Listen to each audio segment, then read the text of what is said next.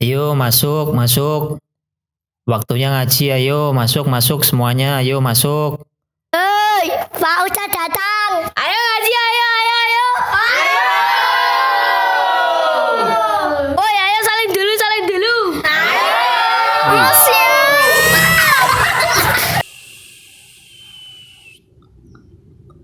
Assalamualaikum warahmatullahi wabarakatuh.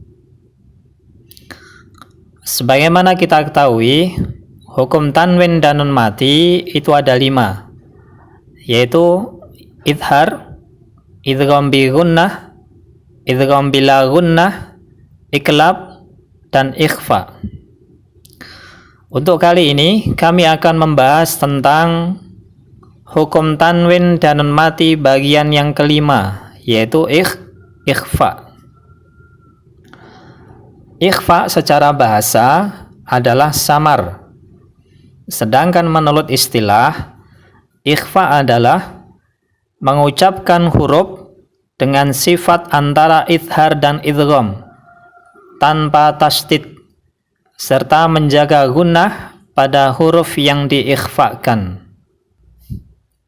Cara bacanya yaitu menahan dengung 2 harokat, mendengungkan nun sukun atau tanwin, menyamarkan bunyi nun sukun atau tanwin sambil memperhatikan bunyi huruf di hadapannya. Kemudian huruf-huruf ikhfa itu ada 15, yaitu ta, tha, jim, dal, zal, za, sin, shin, shad, dad, ta, dha, fa, qaf, dan kaf. Jadi, kapan ada tanwin atau non mati bertemu dengan salah satu huruf ikhfa yang kami sebutkan tadi, maka hukum bacaannya dibaca ikhfa. Ikhfa sendiri itu ada 3, yaitu yang pertama ikhfa aqrab, yang kedua ikhfa ausat, yang ketiga adalah ikhfa ab'ad. Oke, mari kita bahas ikhfa yang pertama, yaitu ikhfa aqrab. Aqrab sendiri artinya adalah dekat, berasal dari kata qaruba. Ikhfa aqrab terjadi apabila nun mati atau tanwin menghadapi salah satu dari 3 huruf ikhfa aqrab, yaitu ta, to, dal. Dinamakan ikhfa aqrab karena nun mati atau tanwin menghadapi huruf yang jarak makhrajnya paling dekat dengan makhraj nun. Di antara ke-15 huruf ikhfa, huruf ta, to, dan dal adalah yang paling dekat makhrajnya karena berasal dari pangkal gigi seri atas. Sedangkan makhraj nun berada di atasnya sedikit, yaitu pada gusi-gusi atau daging tempat tumbuhnya gigi seri atas.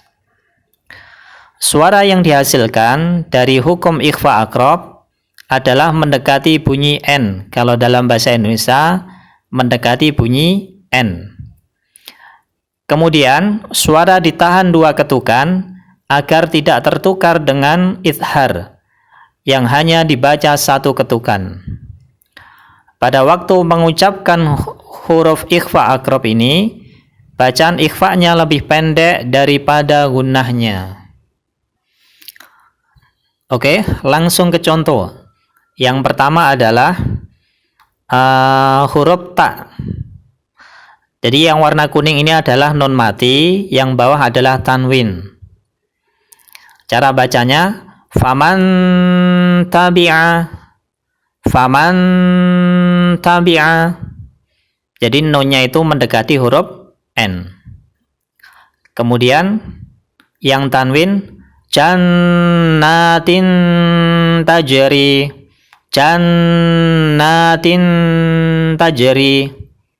Jadi tanwinnya itu mendekati huruf N. Kemudian yang kedua adalah huruf ta. Cara bacanya min thayyibatin, min thayyibatin, baldatun thayyibah, baldatun thayyibah. Jadi mendekati huruf N. Kemudian yang nomor 3 adalah dal. Cara bacanya antata, antata,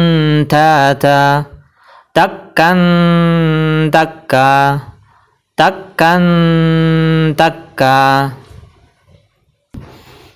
Kemudian ikhfa yang kedua adalah ikhfa ausat. Ausat sendiri artinya adalah pertengahan, berasal dari kata wasato. Ikhfa ausat terjadi apabila nun mati atau tanwin menghadapi salah satu dari 10 huruf ikhfa ausat di bawah ini, yaitu sa, jim, zal, sin, shin, shad, dot, dha, fa. Dinamakan ikhfa ausat karena nun mati atau tanwin menghadapi huruf yang jarak makhrajnya sedangkan tidak terlalu jauh atau terlalu dekat dengan makhraj nun. Jadi pertengahan ya, tidak terlalu jauh dan tidak terlalu dekat dengan makhraj nun. Suara yang dihasilkan dari ikhfa ausat ini adalah antara ing dan n. Artinya suara ikhfa ausat bersifat pertengahan antara ikhfa ab'ad dan ikhfa aqrab. Pada waktu mengucapkan hukum ikhfa ausat ini, bacaan ikhfa dan gunnahnya sama atau sedang. Jadi bisa dikatakan membacanya nun mati dan tanwin itu mendekati huruf ny. Langsung ke contoh. Yaitu kami akan menyebutkan 3 contoh. Yang pertama adalah sa. Nun mati bertemu sa, yang bawah tanwin bertemu sa. Cara bacanya faman sakulat, faman sakulat, shihabun saqib, shihabun saqib. Kemudian yang kedua jim. Cara bacanya in ja'akum, in ja'akum, khalqin jadid, khalqin jadid. Kemudian yang ketiga adalah zal. Cara bacanya min zahab, min zahab, naran zata lahab, naran zata lahab. Jadi tanwinnya mendekati huruf ny, nun matinya cara bacanya juga mendekati huruf ny. Kemudian ikhfa yang ketiga adalah ikhfa ab'ad. Ikhfa ab'ad artinya adalah jauh. Ikhfa ab'ad atau ab'ad artinya adalah jauh. Berasal dari kata ba'uda. Ikhfa ab'ad terjadi apabila nun mati dan tanwin menghadapi salah satu dari 2 huruf ikhfa ab'ad, yaitu qaf dan kaf. Jadi ikhfa ab'ad itu hurufnya ada 2, yaitu qaf dan kaf. Dinamakan ikhfa ab'ad karena nun mati dan tanwin menghadapi huruf yang jarak makhrajnya paling jauh dengan makhraj nun di antara ke-15 huruf ikhfa yang kami sebutkan tadi. Huruf Qaf dan huruf kaf adalah huruf yang paling jauh dari nun karena berasal dari pangkal lidah. Kemudian cara bacanya mendekati huruf NG. Contoh yang pertama adalah huruf Qaf. Cara bacanya min qabli, min qabli, rizqan qalu, rizqan qalu. Kemudian huruf yang kedua adalah kaf. Cara bacanya man kana yarju, man kana yarju. Kami ulangi.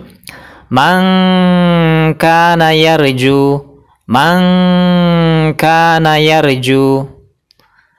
Nasyiatin kazibah, nasyiatin kazibah. Jadi cara bacanya nun mati dan tanwin ketemu huruf ikhfa ab'ad, yaitu kaf dan qaf. Nun matinya dibaca dengan mendekati huruf NG. Tanwinnya cara bacanya juga mendekati huruf NG. Demikianlah tadi keterangan mengenai hukum tanwin dan nun mati yang kelima, yaitu ikhfa. Ikhfa sendiri sebagaimana yang kami keterangkan tadi itu dibagi menjadi 3, yaitu ikhfa aqrab, ikhfa awsat, dan ikhfa ab'ad. Sekian dari kami, mudah-mudahan dapat dimengerti, difahami, serta diamalkan ketika membaca Al-Quran. Wassalamualaikum warahmatullahi wabarakatuh.